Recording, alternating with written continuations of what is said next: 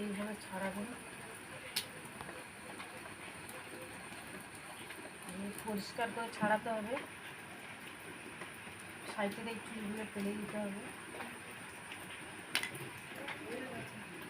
এইভাবে পরিষ্কার করে ছাড়াবে।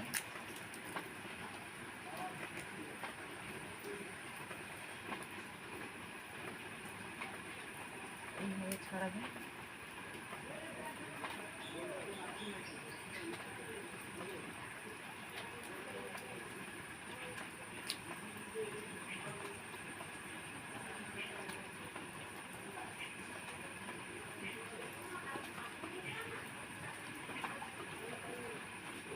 কাঁকড়াগুলো প্রায় মেয়ে কাঁকড়া।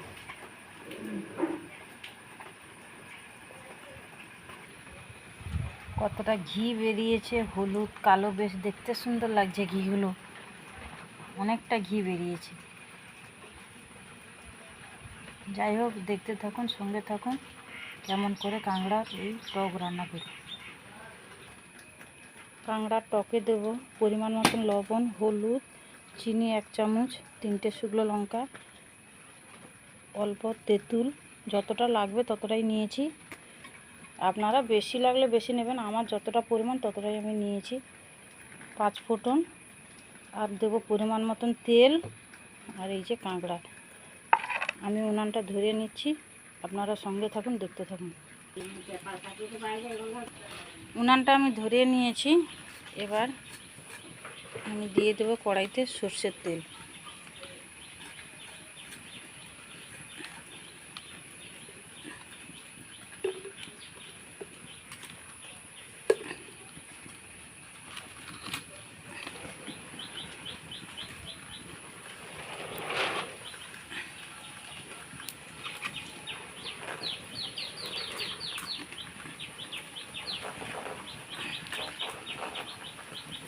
দেব 3টে শুকনো লঙ্কা,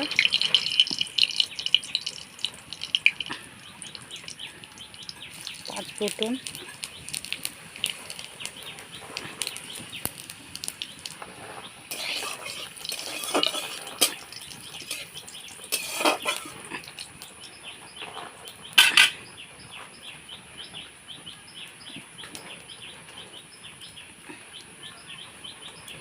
এবার দিয়ে দেবো কাঁকড়া।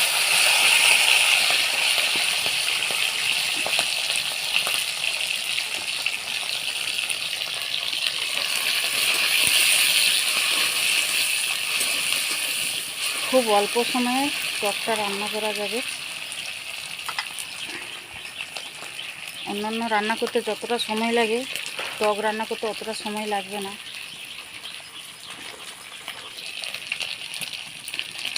দেব পরিমাণ মতন লবণ,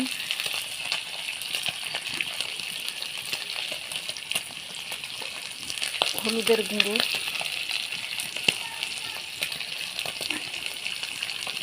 এক চামচেরও একটু বেশি হলুদের গুঁড়ো লাগছে।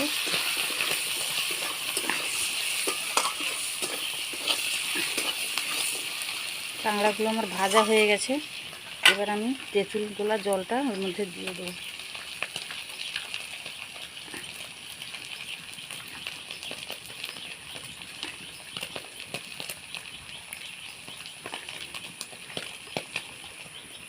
তেঁতুলগুলোকে এরকম গুলে নিয়েছি, এটা ফেলে দেবো।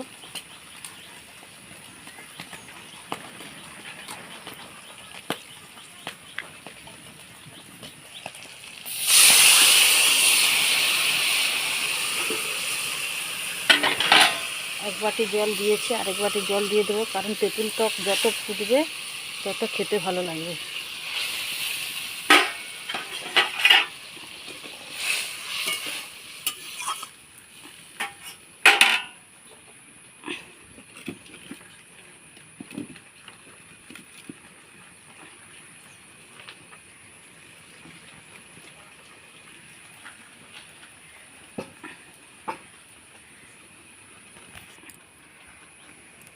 এমনি রাত থেকে প্রচুর বর্ষা হচ্ছে, পুকুর টুকুর ডুবে গেছে আমাদের পুকুর।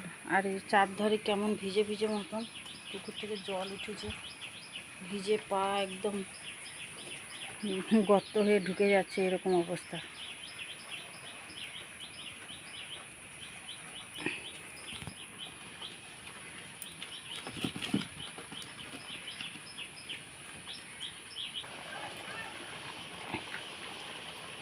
এবার 1 চামচ মতো চিনি দিয়ে দেবো।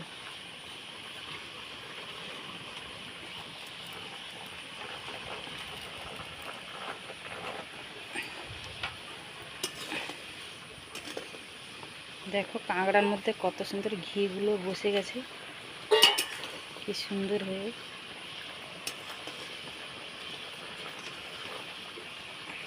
ঘি।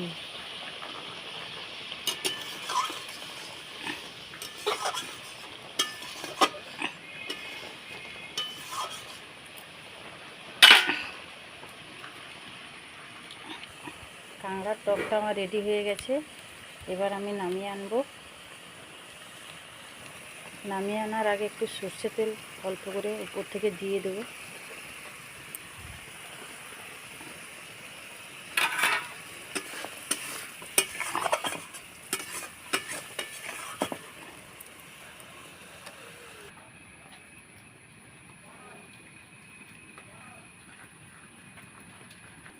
টকটা আমার রেডি হয়ে গেছে। এবার ঠাকুমাকে আমি পরিবেশন করব। ঠাকুমা খাইয়ে দেখো টকটা কেমন হয়েছে।